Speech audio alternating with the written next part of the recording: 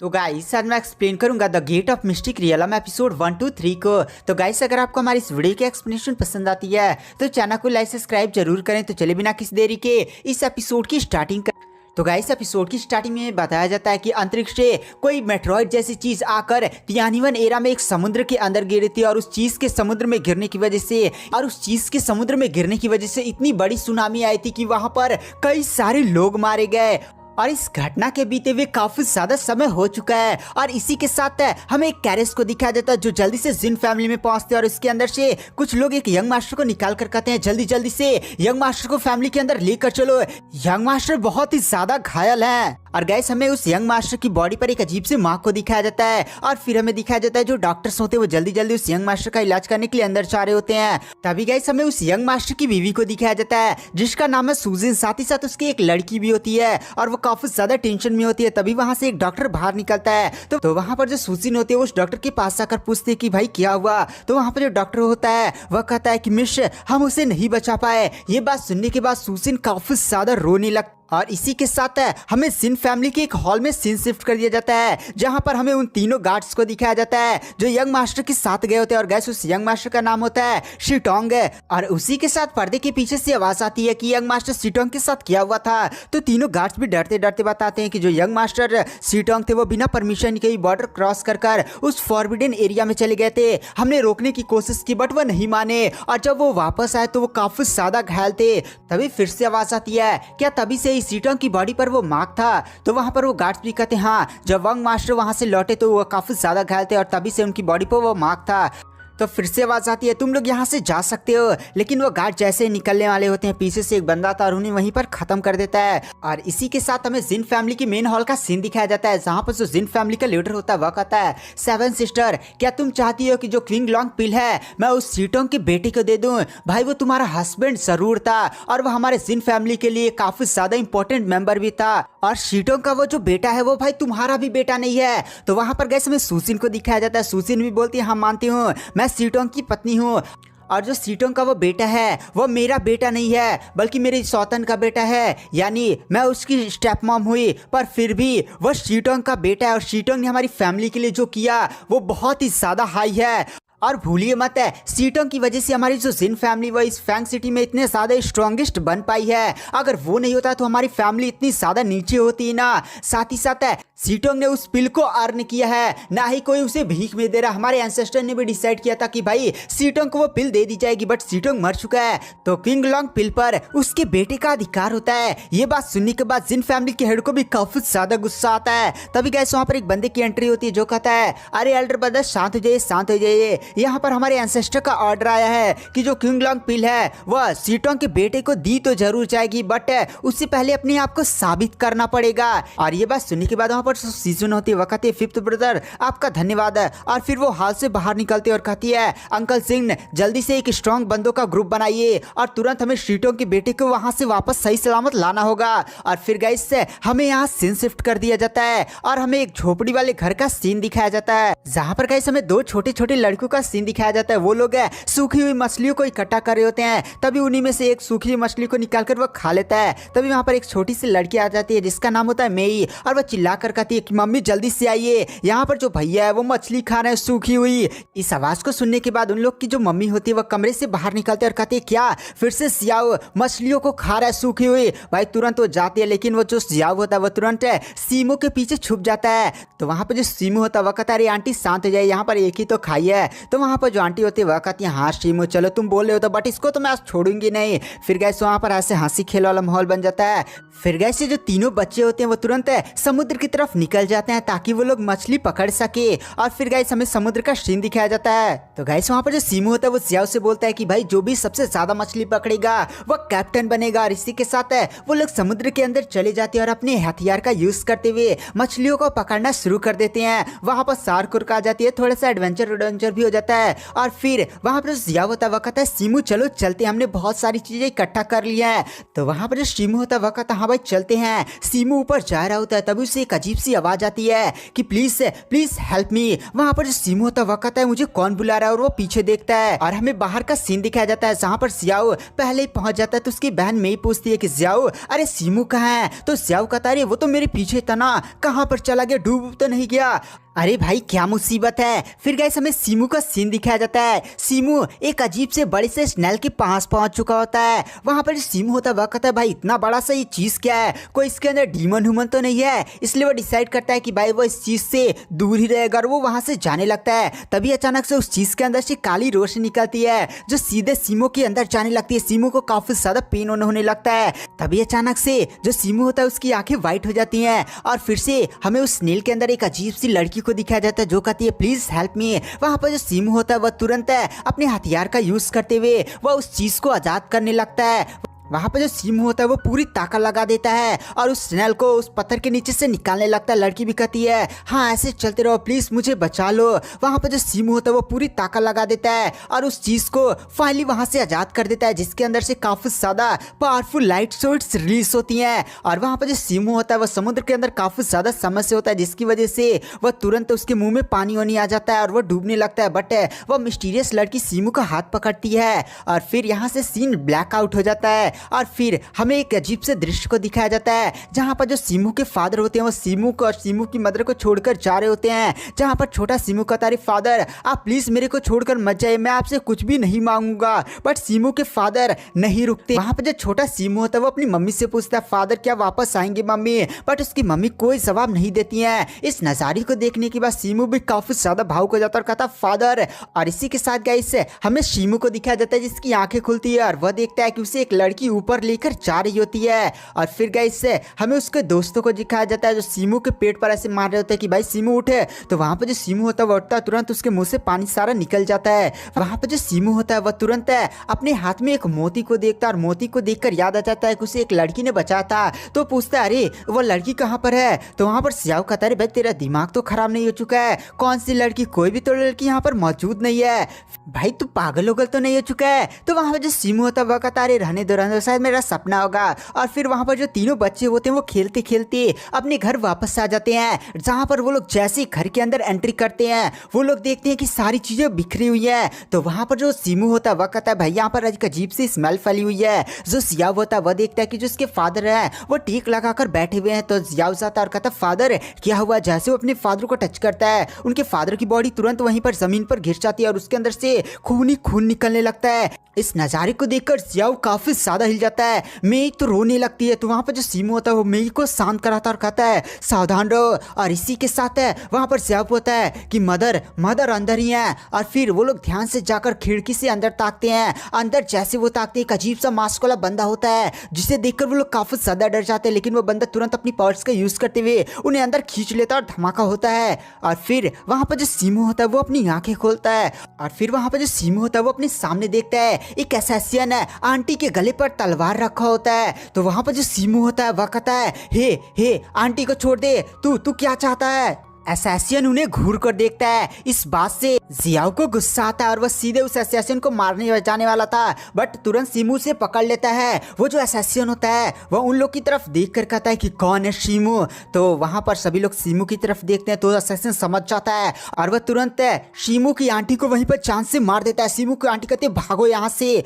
इस चीज को देखने के बाद वहां पर जो जियाओ होता है वह कहता है मैं तुझे छोड़ूंगा नहीं। और सीधे ही वह सीमू को धक्का देकर अपने हथियार के साथ सीधे उस असैसियन पर अटैक करता है। लेकिन वो बंदा उसके अटैक को काफी ज्यादा इसलिए डॉज कर अपनी स्वॉर्ड से उसकी छाती में मारकर तुरंत उसे पीछे ढकेल देता है। और हमें दिखाया जाता है जो जियाओ होता है वो भी मर जाता है। इस नजारे को देखने के बाद वहां पर सीमू काफी ज्यादा हिल जाता है और वह तुरंत मेई को अपने पास छिपा लेता है और डर के मारे कोने में दबकने लगता है। लेकिन वो जो असैसियन होता है उन्हें घूर कर देखता है और तुरंत मेई को उसके हाथों से छुड़ा लेता है और तुरंत उसके सामने घुटने पर बैठा देता है।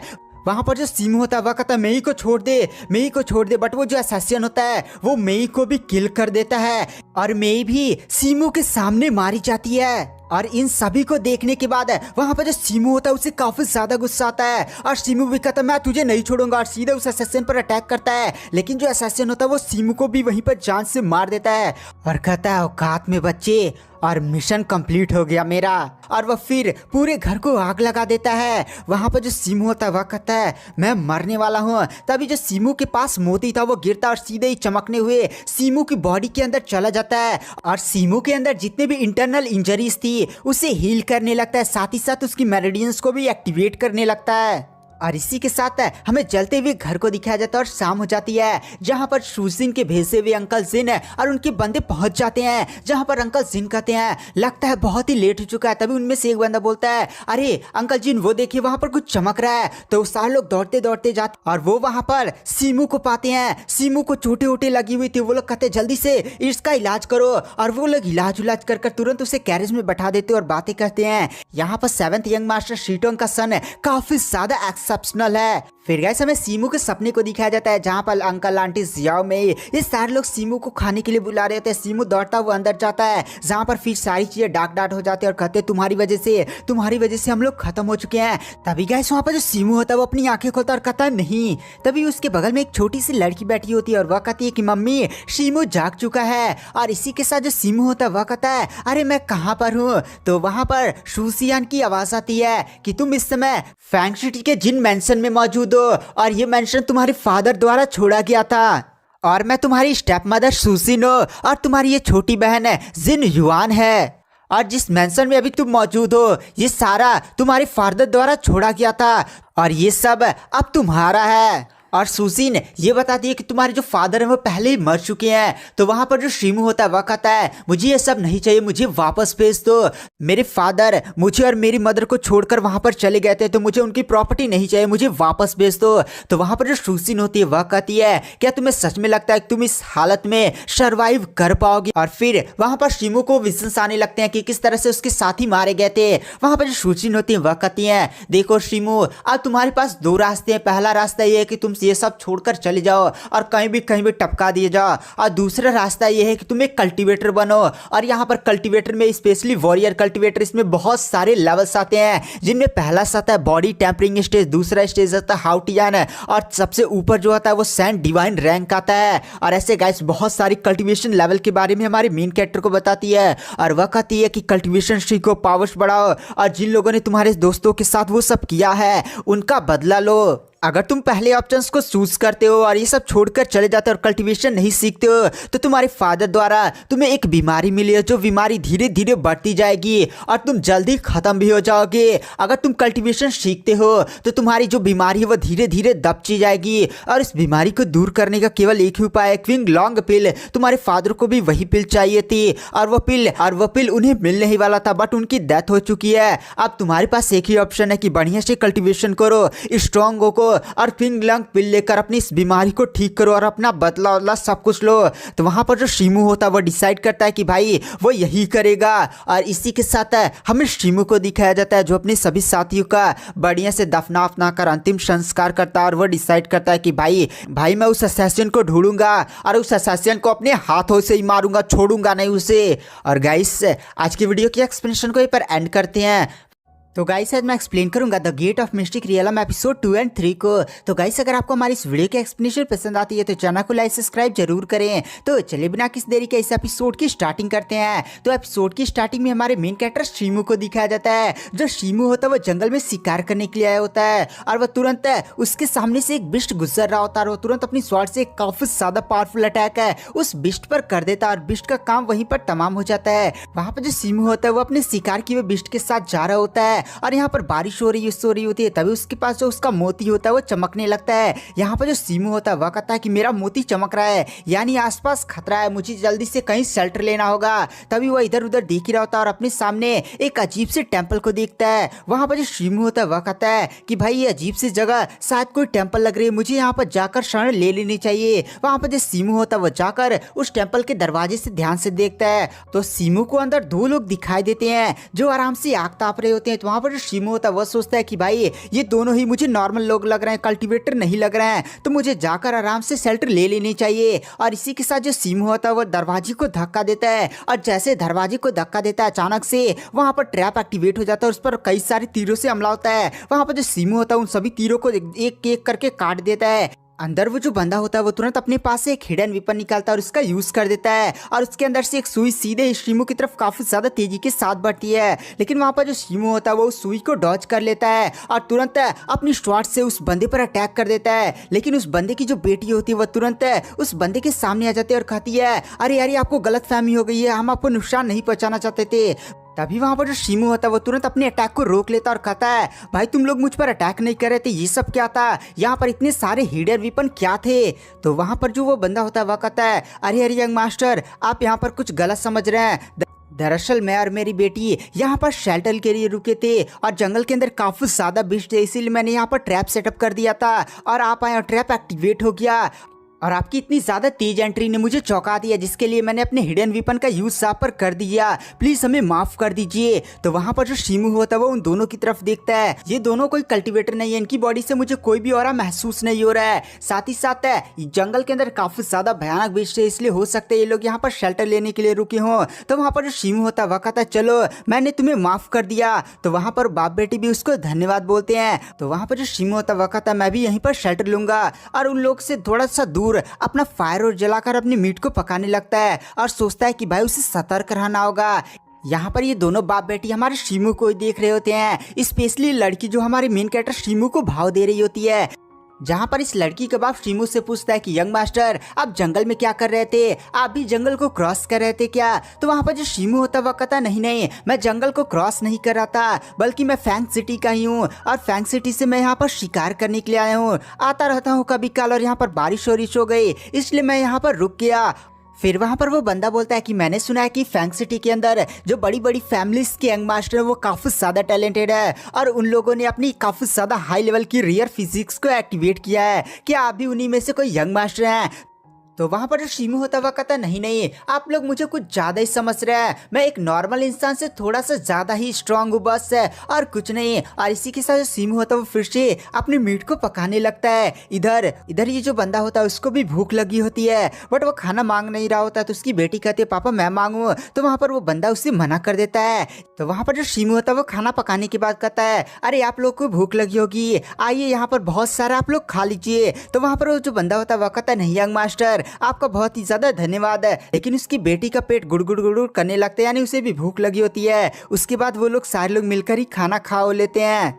फिर वो जो बंदा होता है वो कहता है कि मेरा नाम है साओ मिंग है और मेरी बेटी का नाम है शाओ सियो, क्या मैं यंग मास्टर का नाम जान सकता हूँ। तो वहाँ पर जो शीमू होता है वो कहता हाँ मेरा नाम है शीमू और आप दोनों से मिलकर मुझे काफी ज्यादा खुशी। तो वहाँ पर जो शाओमिंग होता है वह कहता है यंग मास्टर क्या आप मुझे बता सकते हैं कि यहाँ पर फैंग सिटी जंगल से कितना ज्यादा दूर है, हम कुछ रिलेटिव से मिलने के लिए फैंग सिटी की तरफ जा रहे हैं। तो वहाँ पर शीमू होता है वह कहता है फैंग सिटी जंगल से लमसम 20 किलोमीटर दूर तो ही होगा ही, और वैसे भी मैं भी फैंग सिटी का ही हूँ और मैं भी फैंग सिटी की तरफ सुबह ही निकलूंगा। तो वहाँ पर वो जो झाओमिंग होते हैं वह कहते हैं अच्छा शीमू क्या आप मुझे बता सकते हैं कि यहाँ पर जो ऊ फैमिली है, मैंने सुना है कि जो ऊ फैमिली के लोग हैं वो अपनी सीक्रेट स्वाट टेक्निक का 30% भी मास्टर नहीं कर पा रहे और उनका टैलेंट उतना ज्यादा अब अच्छा नहीं रहा। तो वहाँ पर शीमू होता वह कहता है मुझे इसके बारे में कोई भी आइडिया नहीं है, बट मैंने जितना सुना है कि जो ऊ फैमिली के लोग हैं वो काफी ज्यादा जेंटलमैन है और स्कॉलर हैं। तो वहाँ पर जो शामिंग होता है वह कहता है अच्छा ये बात है, अच्छा मुझे ये बता सकते हैं कि जो ऊ फैमिली का एल्डर सन है ऊ हुआ वो कैसा बंदा है, उसकी भी एज आपकी ही बराबर होगी, तो पक्का ही आप उसे फैंग सिटी में मिले होंगे। तो वहाँ पर जो शीमू होता है वो हुआ का नाम सुनकर थोड़ा सा शौक होता है और फिर कहता है मैं उससे नहीं मिला हूँ। वहाँ पर जो शीमू होता है उसका मोती तुरंत चमकने लगता है। तो वहाँ पर शीमू को एहसास हो जाता है कि भाई आसपास खतरा है, इसलिए वो झांगमिंग से पूछता है कि आपको जंगल में किस प्रकार का विष दिखा था जिसकी वजह से आपने इस शेल्टर में इतने ज्यादा भयानक हिडन जाल को बिछाया था, क्या आप मुझे बता सकते हैं उस बिस्ट के बारे में। तो वहाँ पर जो शॉमिंग होते हैं वह कहते हैं हाँ जब हम जंगल से गुजर रहे थे ना तो हमने यहाँ पर देखा था कि काफी ज्यादा बड़े बड़े बिस्टों के अजीब से निशान थे। वो जो बिस्ट का पंजा था वो काफी ज्यादा बड़ा था, एक इंसान से 2 गुना बड़ा था। तो मुझे लगा यहाँ पर कोई बहुत ही ज्यादा भयानक है या कोई म्यूटेटेड बिस्ट हो सकता है, इसलिए हम लोग यहाँ पर आ गए और मैंने यहाँ पर एक हिडन फॉर्मेशन को सेटअप कर दिया।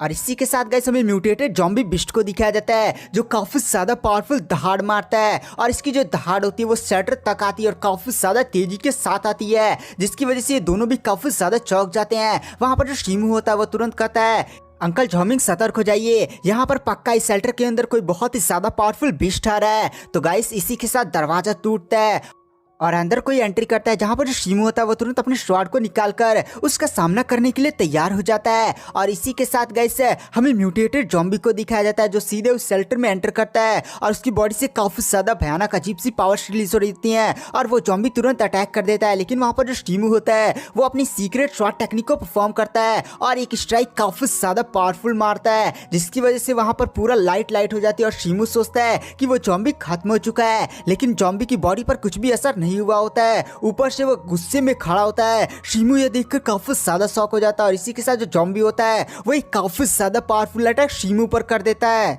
लेकिन वहाँ पर जो शीमू होता है वो काफी ज्यादा पावरफुल स्ट्राइक लगाकर उस ज़ॉम्बी को पीछे कर देता है और फिर वो बोलता है कि ज़ॉम्बिंग और शोसियो आप लोग यहाँ से हटिए, जल्दी से छुप जाइए। तो वहाँ पर जो ज़ॉम्बिंग होते हैं वो अपनी बेटी को लेकर वहाँ से भागने की कोशिश करते हैं। इधर जो ज़ॉम्बी होता है वो शीमू पर एक काफी ज्यादा पावरफुल अटैक कर देता है जिसकी वजह से जो शीमू होता है वो पीछे चला जाता है और ज़ॉम्बी इन दोनों की तरफ देखता है और तुरंत इन दोनों का पीछा करने लगता है। वहां पर ज़ॉम्बी अपनी बेटी को बचा रहे होते हैं और इधर ज़ॉम्बी काफी ज्यादा पावरफुल अटैक करता है लेकिन बीच में पिलर आ जाता है और पूरा ज़ॉम्बी का हाथ पिलर के आर पार हो चुका होता है। वहां पर ज़ॉम्बी और उनकी बेटी इस ज़ॉम्बी की पावर देखकर काफी ज्यादा डर चुके होते हैं। लेकिन यहाँ पर जो शीमू होता है वो पीछे से काफी ज्यादा पावरफुल स्वॉर्ड स्ट्राइक मारता है तो ज़ॉम्बी भी तुरंत शीमू के अटैक को रोकता है और उस पर एक अटैक कर सीधे ही शीमू को पीछे कर देता है और शीमू पर एक काफी ज्यादा पावरफुल अटैक करता है और फिर से एक मुक्का मारकर सीधे शीमू को घायल कर सीधे पीछे ढकेल देता है। शीमू जिस पिलर से टकराता है वो भी पिलर टूट जाता है और इसी के साथ वो जो ज़ॉम्बी होता है वो शीमू का गर्दन पकड़ लेता है और तुरंत उसके गर्दन को दबाने लगता है जिसकी वजह से वहां पर जो शीमू होता है उसे काफी ज्यादा पेन होने लगता है। इधर जो सी होते हैं वो अपने फादर से कहते हैं फादर कुछ करिए। तो वहां पर जो उसके फादर होते हैं उसके पहले मुंह बंद कहते हैं अरे अपना मुंह बंद रखो, मैं कुछ करता और तुरंत अपने हिडन वेपन को एक्टिवेट कर देते हैं और उसके अंदर एक नीडल डालकर ज़ॉम्बी पर अटैक करने के लिए तैयार हो जाते हैं और कहते हैं शीमू शांत रहो, मैं अटैक करता हूँ। वहां पर जो शीमू होता है वो हिलना बंद कर देता है और इसी के साथ जो ज़ॉम्बिंग होते हैं वो अपने हिडन वेपन से सीधे ही उस ज़ॉम्बी के गर्दन पर मारते हैं जिसकी वजह से ज़ॉम्बी को काफी ज्यादा दर्द होता है और सीधे से ज़ॉम्बी होता है वो जमीन पर गिर जाता है पर ज़ॉम्बी को कुछ नहीं हुआ था। ऊपर से वो ज़ॉम्बिंग पर काफी ज्यादा गुस्सा हो जाता है और सीधे ज़ॉम्बिंग को काफी ज्यादा गुस्से में देखता है। ज़ॉम्बिंग तुरंत अपने बम वाले हिडन वेपन को निकालते हैं और इसी के साथ जो ज़ॉम्बी होता है वो ज़ॉम्बिंग पर अटैक करने के लिए आगे बढ़ता है। लेकिन वहाँ पर जो शीमू होता है वो पीछे से एक काफी ज्यादा पावरफुल स्वॉर्ड स्ट्राइक करने के लिए कूद जाता है और पीछे से ही एक काफी ज्यादा पावरफुल स्ट्राइक मार देता है उस ज़ॉम्बी को जिसकी वजह से ज़ॉम्बी का कुछ खून भी गिर जाता है। इधर ज़ॉम्बिंग होती है वो अपने हिडन वेपन के अंदर कुछ बारूद भर रहे होते हैं। इधर जो शीमू पर काफी ज्यादा गुस्सा हो जाता है और सीधे ही शीमू के पेट पर एक काफी ज्यादा पावरफुल पंच मार देता है और यह पंच इतना ज्यादा पावरफुल होता है कि जो शीमू होता है वो पीछे घसटते हुए जाता है और उसके मुंह से खून भी आ जाता है। इधर जो ज़ॉम्बी होता है वो सीधे ही ज़ॉम्बिंग की तरफ बढ़ने लगता है। ज़ॉम्बिंग अपने हिडन वेपन से बारूद शूट कर रहे होते हैं, धाए धाए धाए, लेकिन उस ज़ॉम्बी पर बारूद का कोई भी असर नहीं हो रहा होता है। इधर ज़ॉम्बी का बारूद भी खत्म हो जाता है जिसकी वजह से वो जमीन पर डर कर मारे गिर जाते हैं और वो काफी ज्यादा डर जाते हैं। ज़ॉम्बी को वो ज़ॉम्बी मारने के लिए आ रहा होता है लेकिन वहां पर जो शीमू होता है वो पीछे से अपनी एक काफी ज्यादा पावरफुल और सीक्रेट शॉट टेक्निक जिसका नाम होता है 4 विंड स्ट्राइक उसका यूज करते हुए अटैक करता है और यह अटैक इतना ज्यादा पावरफुल होता है कि वो जो ज़ॉम्बी होता है वहीं पर खत्म हो जाता है। यहाँ पर जो शीमू होती है अपने फादर को उठाती है और कहती है फादर आप ठीक तो है ना। यहाँ पर जो शीमू होता है वह कहता है जंगल के अंदर और भी ज्यादा म्यूटेटेड डीमन बीस्ट हो सकते हैं, हमें जल्द से जल्द ये जगह छोड़कर चलना होगा। तो ये जगह अब थोड़ी सी भी सेफ बची नहीं है। तो वहाँ पर ज़ॉम्बिंग और उसकी बेटी कहते हैं हाँ यंग मास्टर शीमू हम चलते हैं और इसी के साथ वो लोग आगे बढ़े होते हैं। बट अचानक से जैसे वो लोग थोड़ा सा आगे जाते हैं ज़ॉम्बी अचानक से जाग जाता है और तुरंत ज़ॉम्बिंग को पकड़कर पीछे खींच लेता है और उन पर एक काफी ज्यादा पावरफुल जानलेवा अटैक कर देता है और सीधे ही अपना हाथ उनके छाती के आर पार कर देता है। इस नसारी को देखने के बाद शीमू को भी काफी ज्यादा गुस्सा आता है। तुरंत वो अपनी सबसे ज्यादा स्ट्रॉन्गेस्ट और पावरफुल सीक्रेट टेक्निक है जिसका नाम होता है 6 स्ट्राइक विंड स्लैश इसका यूज करता है और यह टेक्निक इतनी ज्यादा पावरफुल होती है कि वो एक ही झटके के अंदर वो जो ज़ॉम्बी था उसका गला वहीं पर काट देता है और इसी के साथ वो जो ज़ॉम्बी होता है वहीं पर खत्म हो जाता है और इसी के साथ शीमू को वहीं पर ज़ॉम्बी का टोकन मिलता है। वहाँ पर जो शीमू होता है उस टोकन को उठाता है और देख और फिर भागता हुआ ज़ॉम्बी के पास जाता है। तो वहाँ पर जो उनकी बेटी सीयू होती है वो भी रो रही होती है। तो वहाँ पर उसके फादर बोलते हैं अरे बेटी मैंने सोचा था कि मैं तुम्हारी शादी में रहूंगा और तुम्हारे साथ काफी ज्यादा अच्छा पल व्यतीत करूंगा बट अब मेरा समय आ चुका है। वहाँ पर सीयू कहती नहीं फादर आप मुझे छोड़कर ऐसे नहीं जा सकते। तो वहाँ पर जो शीमू होता है वह कहता है ज़ॉम्बिंग अंकल हिम्मत बनाए रखिए, मैं किसी डॉक्टर को बुला कर लेता और वो वहाँ से जाने वाला था लेकिन ज़ॉम्बिंग उसे पकड़ लेते और कहते हैं नहीं जब तक तुम डॉक्टर को बुला कर लाओगे तब तक मैं मर चुका हूँगा। तो मेरे पास ही बैठो और मेरी आखिरी इच्छा ये है ना कि तुम मेरी बेटी का बढ़िया से ध्यान रखोगे। और देखो मेरे पास ज़्यादा कुछ चीज़ तो नहीं, लेकिन मेरे जोंग फैमिली का मेरे पास ट्रीजर है, ये दहेज के रूप में रख लो और प्लीज़ मेरी बेटी के साथ शादी कर लो और उसका बढ़िया से ध्यान रख लेना। तो वहाँ पर जो शिमू होता है वह कहता है, अंकल सॉमिंग मैं आपकी भावनाओं को समझता हूँ और मैं आपकी आखिरी इच्छा पूरी कर देता, बट मेरे ऊपर काफ़ी ज़्यादा बड़ी जिम्मेदारियाँ हैं और मैं उनसे भाग नहीं सकता और मेरे पीछे बहुत सारी मुसीबतें आएंगी, तो मैं आपकी बेटी से शादी नहीं कर पाऊंगा। ये बात सुनने के बाद वहाँ पर जो सॉमिंग होते हैं वह कहते हैं कि अब मेरी बेटी सुंदर नहीं है। तो वहाँ पर शिमू होता है वह कहता नहीं, ऐसी बात नहीं है, बट मेरे पास जो प्रॉब्लम्स है वो काफ़ी ज़्यादा बड़ी हैं और आप फैंग सिटी में वो फैमिली की तरफ जा रहे थे ना, और मैंने जितना आइडिया लगाया आप अपनी बेटी शिव का वहाँ पर शादी करने के लिए जा रहे थे, तो मैं ले जाकर वहाँ पर शिव को वो फैमिली में दे दूंगा और वहाँ पर वो लोग जो भी शादी वाला प्रोसेस है वो लोग कंप्लीट करवा देंगे।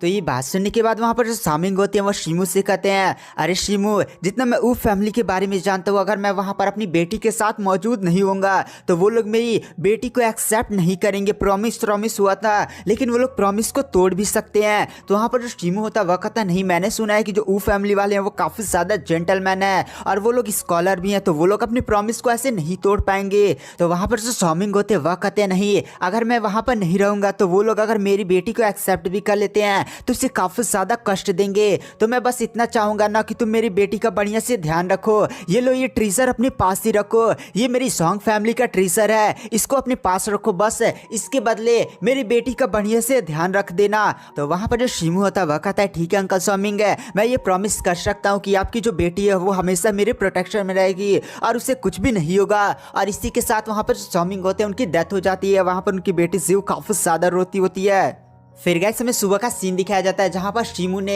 अंकल सॉमिंग को बढ़िया से दफना दिया होता है, उसकी बेटी रो रही होती है। तो वहाँ पर जो शिमू होता है वो शिव को जाकर बढ़िया से समझाता है और वह फिर कहता है कि मेरा नाम है यंग मास्टर शिमू और मैं जिन फैमिली से हूँ और जिन फैमिली का 7th यंग मास्टर हूँ, और वहाँ पर मुझे काफ़ी ज़्यादा थोड़ी सी प्रॉब्लम्स है, इसलिए मैं आपको जिन फैमिली में तो नहीं रख सकता, बट मैं आपके लिए बढ़िया सा एक घर का अरेंजमेंट कर सकता हूँ जहाँ पर आप प्रॉपरली रह सकते हो और मैं सारे रिसोर्सेज भी आपको प्रोवाइड कर दूंगा।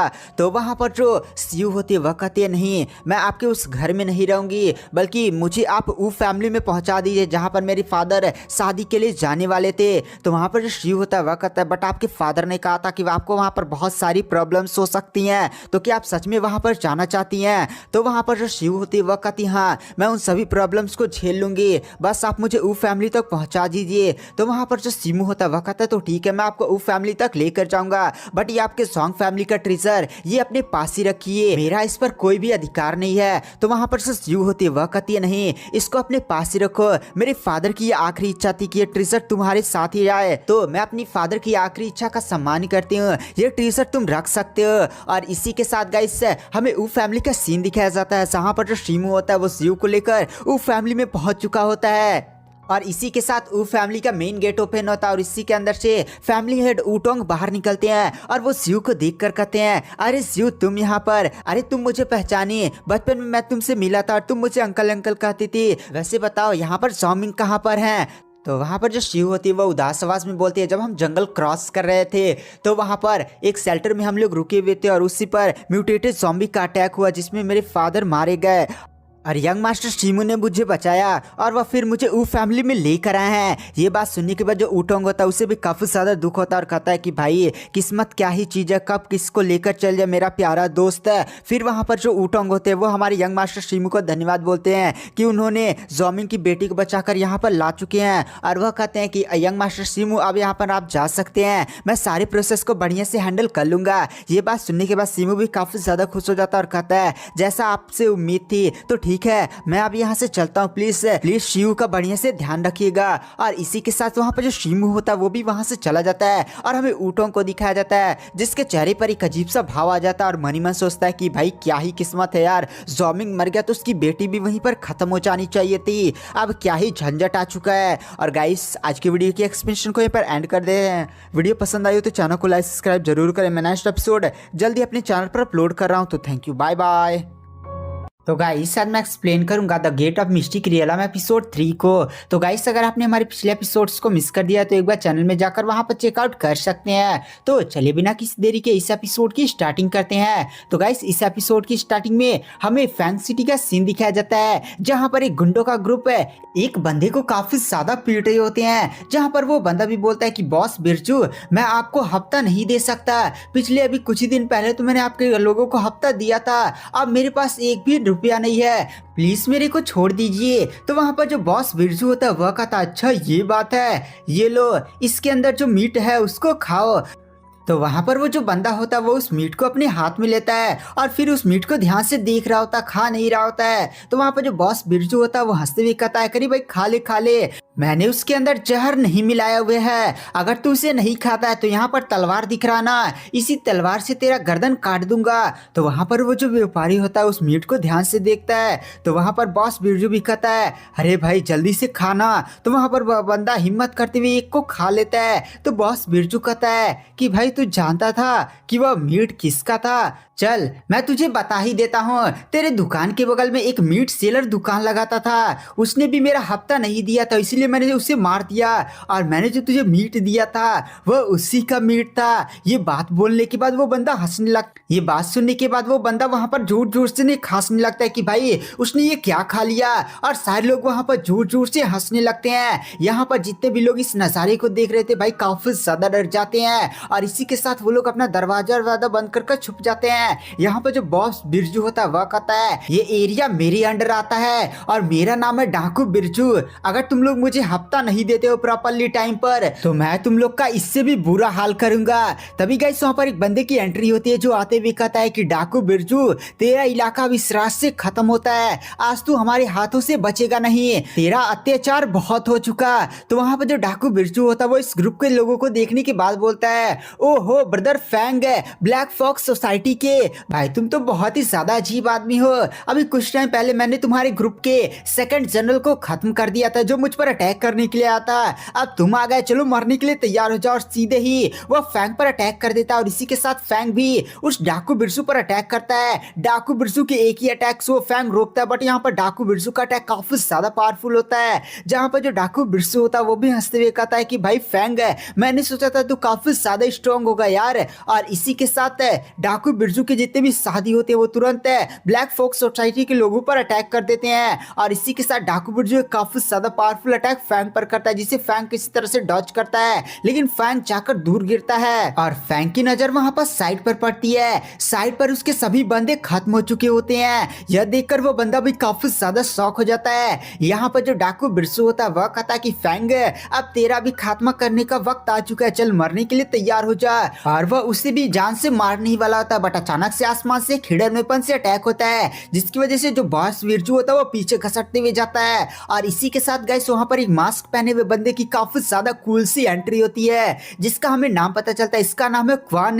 क्वान को देखकर ब्रदर फैंग बोलता है कि भाई तुम आ चुके हो।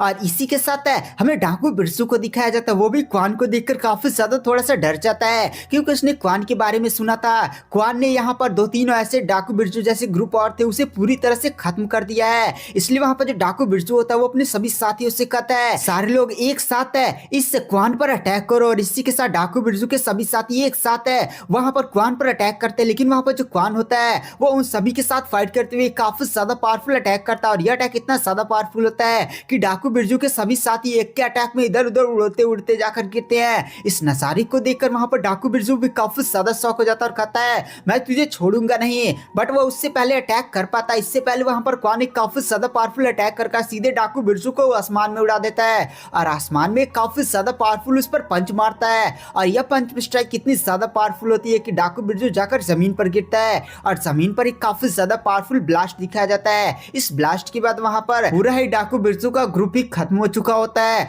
और इसी के साथ गाइस हमें ब्लैक फॉक्स सोसाइटी का सीन दिखाया जाता है, जहां पर जितने भी लोग घायल थे, जितने भी लोग बचे हुए थे, उन सभी का इलाज किया जा रहा होता है। और इसी के साथ हमें ब्रदर फैंग को दिखाया जाता है। ब्रदर फैंग अपने पास से 290 टेल्स निकालते हुए वहां पर क्वान को देते हुए कहता है कि क्वान भाई तुम्हारे इस मिशन के बदले तुम्हें 290 टेल्स प्रोवाइड किए जाते हैं। तो वहां पर जो फैंग होता है वो क्वान से बोलता है कि क्वान भाई हमारा जो ब्लैक फॉक्स सोसाइटी है उसके अंदर अभी सेकंड जनरल की कमी है, सेकंड जनरल खत्म हो चुका है, तो मैं तुम्हें उसकी पोजीशन दे सकता हूँ। लेकिन वहां पर जो क्वान होता है वह सीधे मना कर देता है कि नहीं भाई मुझे इन सब चीजों में दिलचस्पी नहीं है, मैं मिशन हूँ इसलिए मैं तुमसे माफी चाहता हूँ, मैं यहाँ पर ज्वाइन नहीं हो सकता। और अच्छा भाई मैंने तुमसे किसी को ढूंढने के लिए कहा था, तुम्हें इसके बारे में कोई जानकारी मिली? तो वहां पर जो फैंग होता है वो तुरंत अपने पास से एक पोस्टर निकालते हुए कहता है नहीं भाई इस बंदे के बारे में कोई भी जानकारी नहीं मिली, बट ये देख लो स्केच कैसा है, जैसे तुमने बनाया था वैसा स्केच है ना, मैंने इन सभी स्केच को जितने भी जानकार है उन सबको पहुंचा दिया है। तो वहां पर गाइस जो क्वान होता है उस स्केच को देखता है और हमें गाइस पता चलता है ये एपिसोड 1 में जिस बंदे ने हमारे शिमू की फैमिली को डिस्ट्रॉय नहीं किया था ये उसी बंदे का स्केच है। और गाइस यहाँ पर जो क्वान है वो कोई और नहीं बल्कि हमारा शिमू ही है। और इसी के साथ जो ब्रदर फैंग होता है वह कहता है कि भाई माफी चाहता हूँ हम इस बंदे को ढूंढ नहीं पा रहे हैं, बट हम कुछ टाइम में इस बंदे के बारे में कुछ ना कुछ इन्फॉर्मेशन के बारे में पता जरूर लगा लेंगे। तो वहां पर आपका हिडन वेपन तैयार हो जाएगा, आपको कुछ टाइम बाद ये डिलीवरी मिल जाएगी। तो वहां पर जो क्वान होता है वह कहता है कि फैंग भाई आपका बहुत ही धन्यवाद, अब मैं यहाँ से जाने की परमिशन चाहता हूँ। और इसी के साथ वहां पर जो क्वान होता है वो ब्लैक फॉक्स सोसाइटी के जगह को छोड़कर वहां से निकल जाता है और एक गली में जाकर चुपचाप से पहले अपने कपड़े को चेंज कर करने लगता है, फिर वहां से बाहर आता है। और फिर गैस हमें पता चलता है ये कोई और नहीं बल्कि शिमू है। शिमू ने भेष बदला है क्वान के रूप में। और इसी के साथ हमें यहाँ से सीन शिफ्ट किया जाता है और इसी के साथ गैस हमें flying wind martial art academy का सीन दिखाया जाता है और वहीं पर हमारे शिमू को दिखाया जाता है जो 13 स्टाइल विंड स्ट्राइक एक सीक्रेट शॉट टेक्निक को परफॉर्म कर रहा होता है। इस शॉट टेक्निक की वजह से वहां पर जो खम्भे लगे होते हैं वो खम्भे एक झटके के अंदर खत्म हो जाते हैं। इस परफॉर्मेंस की वजह से वहां पर उसके जितने भी साथी होते हैं वो तुरंत उसके पास आते हैं और वो लोग शिमू की काफी ज्यादा तारीफ करने लगते हैं। जहां पर एक बंदा बोलता है कि भाई यहाँ पर हमारे जो शिमू की शॉट टेक्निक है उसमें काफी ज्यादा कमाल किया है, यहाँ तक कि जो सिटी का नंबर 1 जीनियस है वान तियानो उसको भी हमारे मेन कैरेक्टर को पापा बोलना पड़ेगा। तो दूसरे ग्रुप का बंदा बोलता है कि भाई यहाँ पर जो शिमू है वो टैलेंटेड तो है बट वान तियानो इस सिटी का नंबर 1 डिसाइपल है, साथ ही साथ है उसके पास वांग फैमिली की स्पेशल ब्लड लाइन की भी पावर है और उनकी फैमिली की सीक्रेट टेक्निक है ब्लेजिंग फायर स्पेयर टेक्निक का क्या ही कहना। तो गाइस वहाँ पर जो हमारा मेन कैरेक्टर शिमू होता है वह कहता हाँ भाई वांग तियानो इस सिटी का नंबर 1 डिसाइपल है, मेरी तुलना उससे कैसे की जा सकती है, उसके पास स्पेशल ब्लड लाइन भी है। तो वहां पर उसका सपोर्टर बंदा बोलता है कि भाई तुम बहुत ही ज्यादा अच्छे हो यार, वांग फैमिली के पास स्पेशल ब्लड लाइन तो है लेकिन वो लोग अपनी पूरी ब्लड लाइन की पावर को एक्टिवेट ही नहीं कर पाते हैं। तभी वहां पर वो वांग फैमिली का सपोर्टर बंदा भी बोलता है कि भाई वांग तियानो काफी ज्यादा टैलेंटेड है, अगर वो एक बार अपनी ब्लड लाइन की पावर को पूरी तरह से एक्टिवेट कर लेते हैं तो सेम कल्टीवेशन लेवल वाला बंदा यहाँ पर उसे हरा ही नहीं सकता। और फिर गैस ऐसे बहस होना शुरू हो जाती है। अभी वहां पर मास्टर की आवाज आती है कि ब्लड लाइन होने से कोई भी मैटर नहीं करता, तुम्हें यहाँ पर खूब सारी मेहनत करनी चाहिए, यहाँ पर अपनी मेहनत पर फोकस करो, ब्लड लाइन के पीछे मत भागो, एक बार तुम मेहनत करके स्ट्रांग बन जाते हो तो तुम्हारे सामने स्पेशल ब्लड लाइन वाला भी बंदा फीका पड़ जाएगा। और गैस में पता चलता है इस फ्लोइंग मार्शल आर्ट अकेडमी की ये बंदा मास्टर है। और इसी के साथ है वहां पर जितने भी लोग होते हैं वो इस मास्टर को ग्रीट करते हैं। वहां पर मास्टर भी बोलते हैं तो ठीक है आने वाले 4 हॉल मार्शल आर्ट कंपटीशन की बढ़िया से तैयारी करो, अगर तुम लोग इसमें बढ़िया से प्रदर्शन करते हो तो तुम्हें क्योंकि मार्शल अकेडमी में जरूर एडमिशन मिल जाएगा, तो ठीक है आप सभी लोग यहाँ से जा सकते हो। तो वहां पर जितने भी लोग होते हैं वो कहते हैं ठीक है मास्टर। और इसी के साथ वो लोग वहां से जाने लगते हैं। और इसी के साथ वो जो मास्टर होते हैं वो शिमू को अपने पास बुलाते हैं और कहते हैं शिमू अरे झूठ मत बोलना, एक बात बताओ तुम बॉडी टेम्परिंग के किस कल्टीवेशन लेवल तक पहुंच चुके हो। तो वहां पर जो शिमू होता है वह कहता है मास्टर मैं बॉडी टेम्परिंग के 11th स्टेज तक पहुंच चुका हूँ। ये बात सुनने के बाद मास्टर भी काफी ज्यादा शौक हो जाते हैं और कहते हैं भाई तुम तो सच में काफी ज्यादा बड़ी जीनियस हो, तुम इतने ज्यादा कम बॉडी टेम्परिंग के 11th स्टेज तक पहुंच चुके हो, ये काफी ज्यादा बढ़िया बात है, तुम एक दिन काफी आगे जाओगे। और वो हमारे मेन कैरेक्टर की काफी ज्यादा तारीफ करने लगते हैं। बट अचानक से हमारे मेन कैरेक्टर को पेन होने लगता है क्योंकि उसकी जो डिजीज थी वो धीरे धीरे एक्टिवेट होने लगी थी जिसकी वजह से उसे काफी ज्यादा पेन होता है। तो वहां पर मास्टर भी उसके पास आकर कहते हैं अरे शिमू क्या तुम ठीक तो हो ना, तुम्हें कोई प्रॉब्लम तो नहीं है। बट अचानक से वो सारा दर्द बंद हो जाता है। वहां पर जो शिमू होता है वह कहता है नहीं मास्टर कुछ प्रॉब्लम नहीं है, थोड़ा सा कल्टीवेशन में मेरे गड़बड़ हो चुका है जिसकी वजह से ना मेरा थोड़ा सा जो मेरिडियंस है वो ब्लॉक हो चुकी थी, बट आप सारी चीजें बढ़िया मैं जाकर बढ़िया से इलाज कर लूंगा, हो जाएगा ठीक है। तो वहां पर जो मास्टर होते हैं वो तुरंत अपने पास से एक रेसिपी निकाल कर देते देते हैं और कहते हैं इसके अंदर कुछ दवाइयाँ लिखी हुई हैं, इनका बढ़िया से सेवन करना। और साथ ही साथ इस रेसिपी के नीचे एक मार्शल आर्ट टेक्निक भी लिखी हुई है।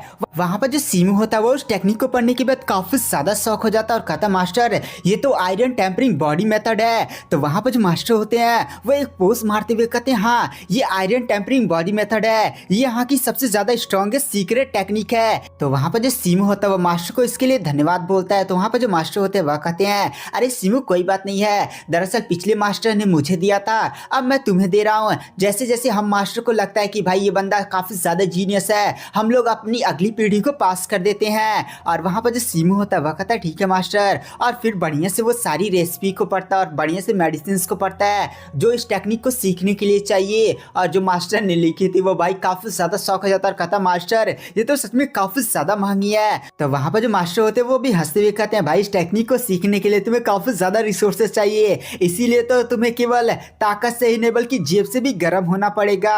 और इसी के साथ वो कहते हैं मेहनत करो, पैसे कमाओ और बढ़िया से इस टेक्निक को मास्टर करो। इस टेक्निक को मास्टर कर लेते हो एक बार तो तुम्हारे सेम लेवल का ओपोनेंट तुम्हें कुछ कर ही नहीं पाएगा।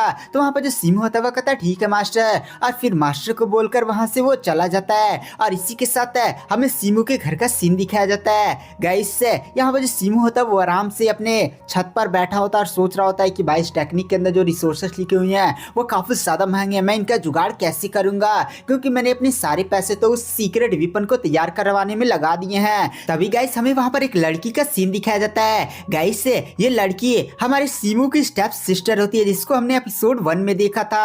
तो गाइस यहाँ पर जो स्टेप सिस्टर होती है इसका नाम जिन युआन होता है। वो भी सीमू के पास आती है और कहती है अरे भाई क्या हुआ, आपको भी फिर से कोई पैसे उसे की कमी पड़ गई क्या? तो वहाँ पर सीमू कहता है अरे ऐसी कोई बात नहीं है। तो वहाँ पर जो जिन युआन होती है वो तुरंत अपने पास से कुछ पैसे निकालते हुए कहती है ये लीजिए, इसके अंदर लमसम 400-500 टेल्स तो होंगे, इनका यूज करिए। तो वहाँ पर जो सीमू होता है वह कहता नहीं नहीं इतने पैसे मैं तुमसे कैसे उधार ले सकता हूँ। तो वहाँ पर जो उसकी बहन होती है वह कहती है अरे ले लीजिए ये पैसे, ये मैंने सुना कि आपको iron body tempering martial technique मिली है, इसके अंदर काफी ज्यादा रिसोर्सेस खर्च होते हैं इसलिए रख लीजिए रख लीजिए। तो हमारा मेन कैरेक्टर भी सोचता है कि भाई ये जो मार्शल टेक्निक है इसके लिए थोड़े से पैसे तो चाहिए ही, और मेरे पास एक भी रुपया इस समय नहीं है। और इसलिए वो कहता है तो ठीक है मैं इसको अपने पास रख लेता हूँ, बट मैं केवल तुमसे उधार ले रहा हूँ, मैं तुम्हें वापस जरूर करूंगा।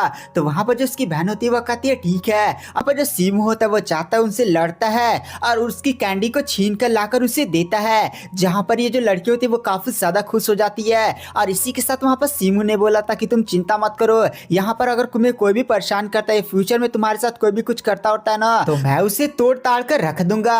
और इसी के साथ गाइस वहां पर जो जिन युआन होती है वो जाते हुए कहते तो ठीक है मैं आपको 10 साल का समय देती हूँ, 10 साल के अंदर आप मुझे सारे पैसे वापस लौटाएंगे वरना 100% इंटरेस्ट लूंगी। और इसी के साथ हमें सीमू को दिखाया जाता है जिसकी वजह से डिजीज काफी ज्यादा भयानक हो जाती है और तुरंत वहां पर जो सीमू होता है वो तुरंत उस छत से लुढ़क कर गिर जाता है। जिन युआन होती है वो भी काफी ज्यादा शॉक हो जाती है और तुरंत सीमू के पास आकर करती है ब्रदर ब्रदर आपको क्या हुआ, और वो उसको जगाने लगती है। और इसी के साथ गाइस हमें एक अजीब से वर्ल्ड का सीन दिखाया जाता है जहां पर जो सीमू होती है उसकी आंखें खुलती हैं। सीमू कहता है भाई ये मैं कहाँ हूँ, और वो अपने आप को एक अजीब से व्हाइट टेप के अंदर पाता है। यहाँ पर हमें सीमू को दिखाया जाता है जिसे काफी ज्यादा पेन ऑन हो रहा था, और इधर जो मंकी की उस बॉडी में आया होता है मंकी अपने आप ही रिएक्ट कर रहा होता है। और वो जो मंकी होता है उसके सामने एक बड़ा सा पर्वत होता है, वो बड़ा से पर्वत पर कूद कूद कर छलांग मारता है। और इसी के साथ हमें मंकी के सामने दिखाया जाता है मंकी के सामने एक बहुत ही भयानक चंद्रमा होता है जिसके अंदर से काफी ज्यादा भयानक पावर्स रिलीज हो रही होती है। तो जो मंकी होता है वो तुरंत उन सभी चंद्रमा की एनर्जी को एब्सॉर्ब करने लगता है। जैसे जैसे वो चंद्रमा की एनर्जी को एब्सॉर्ब करता जा रहा था यहाँ पर सीमू फील करने लगता है कि भाई उसकी जो बॉडी के अंदर जो डिजीज थी और जो उसके अंदर जो मेरिडियंस ब्लॉक थोड़ी सी हो गई थी वो सारी धीरे धीरे हटने लगी हैं। और इसकी वजह से सीमू धड़ाम से अपनी आंखें खोलता है तो वहाँ पर जिनवान कहते हैं भाई आप उठ चुके हैं, वो काफी ज्यादा खुश हो जाती है। तभी गाइस वहाँ पर जो स्टेप मदर सुजीन होती है उनकी आवाज आती है कि सीमू आखिर तुम्हें क्या हुआ था, तुम्हारी बॉडी के अंदर जो डिजीज है वो धीरे धीरे इफेक्टिव होती जा रही है क्या, बट अभी तुम काफी ज्यादा छोटे हो यार। वहाँ पर जो सीमू होता है वह कहता है मुझे भी कोई भी आइडिया नहीं है, कुछ दिनों के अंदर मेरी बॉडी के अंदर काफी ज्यादा पेन होना शुरू हो गया था, मुझे इसके बारे में कुछ भी आइडिया ही नहीं लगा। और इस बार जब ये पेन हुआ तो मैं बेहोश हुआ एक अजीब से जगह पर पहुंच गया। तो वहाँ पर जो स्टेप मदर सुजीन होते हैं वक्त है तुम अजीब सी जगह पर पहुंच गए। कैसी जगह पर पहुंच गए? तो वहां पर जो सीमू होता वह कहता है नहीं नहीं, वो थोड़ा सा मेरा बहम में हो गया होगा।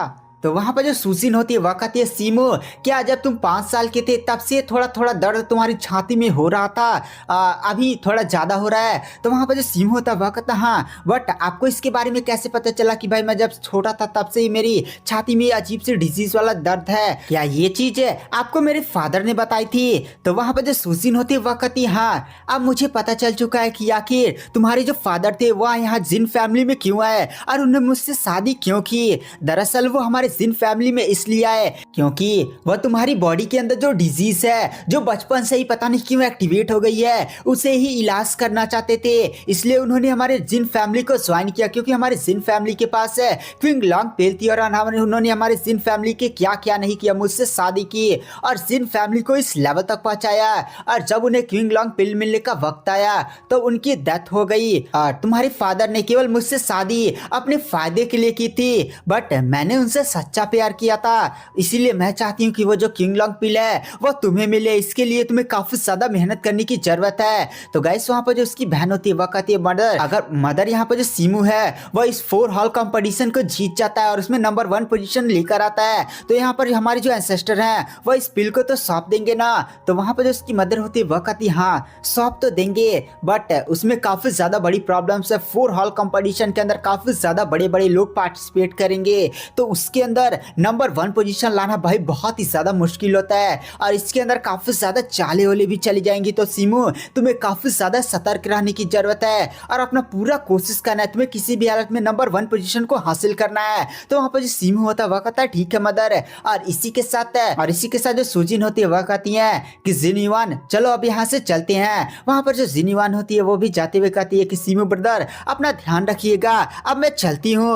और इसी के साथ गाइस हमें इधर वांग फैमिली के एक हॉल का सीन शिफ्ट कर दिया जाता है, जहां पर गाइस डाकू बिरजू और एक दूसरे एरिया का डॉन वहां पर बैठा हुआ था और वो लोग बातें कर रहे थे कि भाई क्वान ने हमारे बिजनेस की ऐसी की तैसी कर रख दी है, उसने कई सारे बॉसेस को खत्म कर दिया, बट हमारी किस्मत अच्छी थी कि भाई हम लोग चुपचाप वहां पर बेहोशी हुए थे और चुपचाप वहां से बच के निकलने में कामयाब हो गए। और वो लोग कहते हैं यहाँ पर वांग तियानो है गाइस, यही बंदा है वांग तियानो, सिटी का नंबर 1 जीनियस है, वो शायद ही क्वान को हरा पाएंगे। इस बात को सुनने के बाद क्वान को भी गुस्सा आता, मारता धड़ाम से, इधर धूल फैल जाती है और कहता है तुम लोग मुझे भड़का रहे हो, मैं जान रहा हूँ ना, तुम चाहते हो कि क्वान के साथ मैं फाइट करूँ, लेकिन अब मुझे भी क्वान के अंदर इंटरेस्ट आ रहा है कि भाई आखिर वो बंदा है कौन और इतना ज्यादा स्ट्रॉन्ग कैसे है, एक बार तो लड़ना तो बनता ही है। और गाइस आज की वीडियो की एक्सप्लेनेशन को पर एंड करते हैं। वीडियो पसंद है तो चैनल को लाइक सब्सक्राइब जरूर करें।